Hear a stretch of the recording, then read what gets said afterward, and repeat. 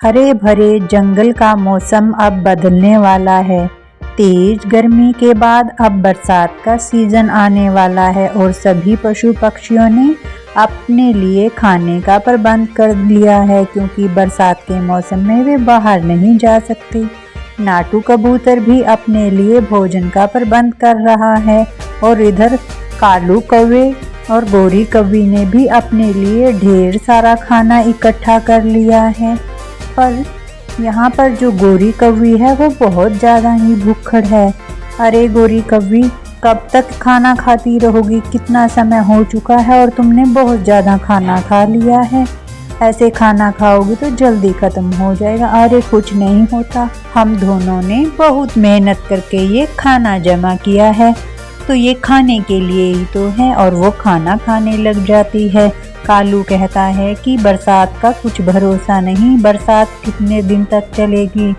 और बाहर देखो कैसे काले घने बादल छाए हुए हैं और बरसात है कि बंद होने का नाम ही नहीं ले रही है। और इसी तरह जंगल के दूसरे पक्षी जैसे मिट्ठू तोता और रानो चिड़िया भी अपना अपना भोजन बहुत ही संयम से खा रहे होते हैं, क्योंकि उन्हें पता है कि बरसात के मौसम में बरसात 4 से 5 दिन या कभी कभी तो 1 हफ्ते तक बंद ही नहीं होती है। और इसी तरह जंगल में बरसात 7 दिन तक लगातार चलती रहती है और सभी पक्षी अपने ही घर में बंद रहते हैं, घर पर खाना खाते हैं और वहीं पर सो जाते हैं। और इधर कालू कौवा और गोरी कौवी का खाना अब ख़त्म हो चुका है। अरे गोरी कौवी, अब हम क्या करें? हमारा तो खाना ख़त्म हो चुका है और भूख भी लग रही है। अब खाना कहाँ से लाएंगे? खाना लाने की क्या ज़रूरत है? हम जंगल के दूसरे पक्षियों का खाना खाएंगे। भला जंगल के दूसरे पक्षी हमें खाना क्यों देंगे? वो हमें खाना ज़रूर देंगे। मेरे पास एक अच्छा सा प्लान है।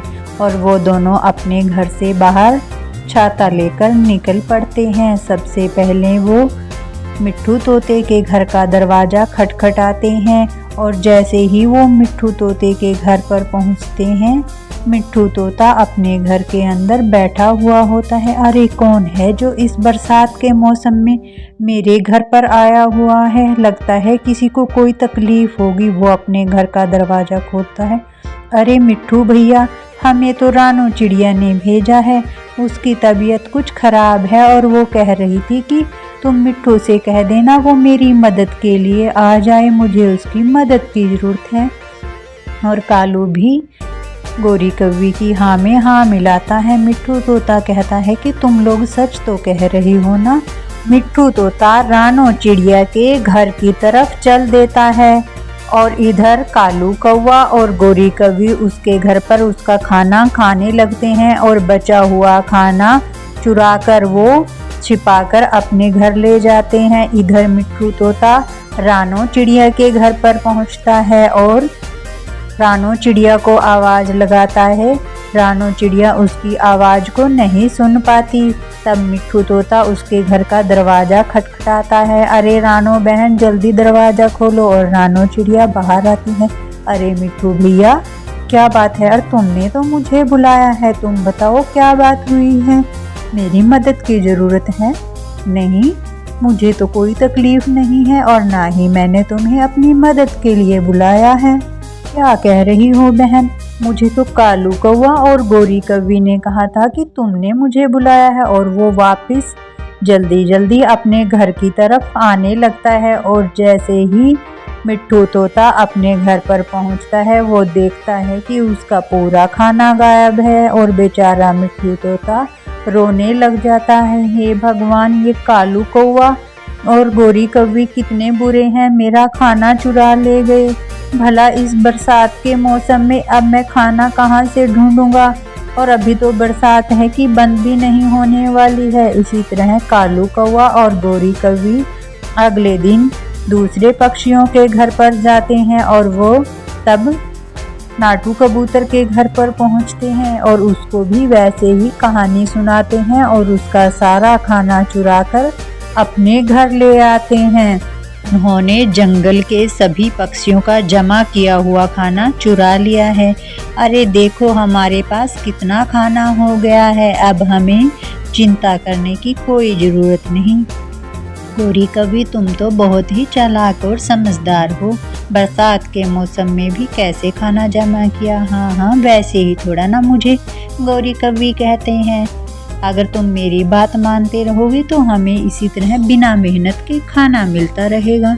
और वो दोनों खाना खाते हैं और आराम से सो जाते हैं। जंगल के दूसरे पक्षी अब बेचारे खाने के लिए तरस रहे हैं, क्योंकि बरसात अभी बंद नहीं हुई है और जंगल के सभी पक्षियों के पास अब खाने के लिए कुछ नहीं बचा है। और सभी पक्षी मिलकर रानू चिड़िया के घर पर पहुँच सभी रानों को कालू कौवे के बारे में बताते हैं। तब वो एक प्लान बनाते हैं और नाटू कबूतर कालू कौवे और गौरी कौवी के घर पर पहुंचता है और उनके घर का दरवाज़ा जोर जोर से खटखटाता है। कौन है जो यहाँ पर आया है? लगता है ये लोग अपने फल वापस लेने के लिए आए हैं। हाँ मुझे भी ऐसा लग रहा है। अब क्या करें, हम इन फलों को कहीं छुपा देते हैं। वो दोनों मिलकर फलों को अच्छे से छुपा देते हैं और तब अपने घर से बाहर निकलते हैं। क्या बात है नाटू भैया, क्या कैसे आना हुआ?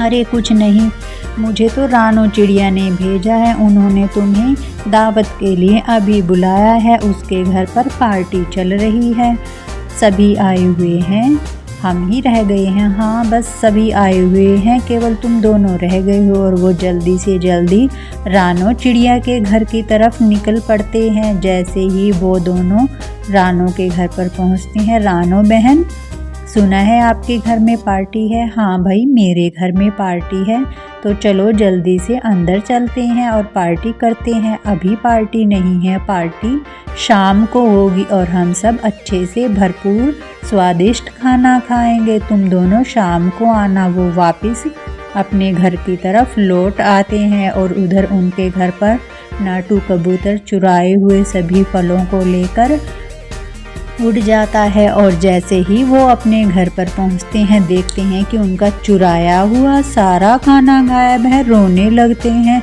अरे हमने तो इतनी मेहनत करके खाना चुराया था और अब तो खाना बचा ही नहीं। इन लोगों ने हमारी चाल हम पर ही आजमाई है। देखो कैसे इन्होंने हमें उल्लू बनाया है। हाँ अब क्या करें, अब खाना कहाँ से लेंगे? और जंगल के बाकी पक्षी रानू चिड़िया के घर पर इकट्ठा हो जाते हैं। रानू बहन देखो, उन लोगों ने सभी पक्षियों के घरों से कितना खाना चुरा लिया था, और देखो मेरा खाना भी इसी में है। तभी मिट्ठू कहता है, अरे बहन मैं तो कहीं 2 दिन से भूखा हूँ, क्योंकि उन्होंने मेरा भी बचा हुआ खाना सभी चुरा लिया था। कोई बात नहीं है, अब सभी मिलकर इस खाने को मिल बांट कर खाएंगे। अरे रानू बहन बहुत ही अच्छी बात है, क्योंकि बरसात में अब खाना मिलना भी मुश्किल हो जाता है और बरसात है कि दिन पर दिन बढ़ती ही जा रही है। और इसी तरह सभी पक्षी मिलकर रानू चिड़िया के घर पर खाना खाते हैं। रानू चिड़िया जब खाना बना रही होती है तो खाने की खुशबू कालू कौवे और गौरी कौवी को भी आती है। अरे खाने की कितनी अच्छी खुशबू आ रही है, चलो बाहर निकल कर देखते हैं कि ये खाना कौन बना रहा है। और ऐसा करते हैं कि हम उनसे खाना मांग कर ले लेते हैं। वो दोनों खुशबू का पीछा करते हुए उड़ते हुए रानू चिड़िया के घर पर पहुंचते हैं और देखते हैं कि सभी पक्षी रानू चिड़िया के घर पर पार्टी कर रहे हैं और आराम से खाना खा रहे हैं। अरे रानू बहन हम भी आ गए हैं, हमारे लिए दरवाज़ा खोल दो। मिट्ठू कहता है, तुम लोगों के लिए कोई दरवाज़ा नहीं खोलेगा, तुम लोगों ने हमारा खाना चुराया था, हमें सब पता है। अरे भैया हमें माफ़ कर दो, हमसे गलती हो गई जो हमने तुम्हारा खाना चुरा लिया था, हम दोबारा ऐसी गलती नहीं करेंगे। अरे गौरी कवि तुम्हारा कोई भी भरोसा नहीं है। नहीं, अब से मैं तुम्हें विश्वास दिलाता हूँ कि हम ऐसी गलती नहीं करेंगे और अब की बार हमें माफ़ कर दो। इसी तरह वो दोनों माफ़ी मांगते रहते हैं। तभी टुन्नी चिड़िया उनके लिए दरवाज़ा खोल देती है। टुन्नी चिड़िया कालू कौवे और गोरी कौवी के लिए भी अलग से खाना निकाल देती है। गोरी कौवी सभी से माफ़ी मांगती है और कहती है कि मैंने बहुत बड़ी गलती की जो आप लोगों का खाना चुराया। हमारा खाना ख़त्म हो गया था इसलिए हमें खाना चुराना पड़ा, पर हमने गलती की। हम आप लोगों से अगर मांग कर ले लेते तो ऐसा नहीं होता।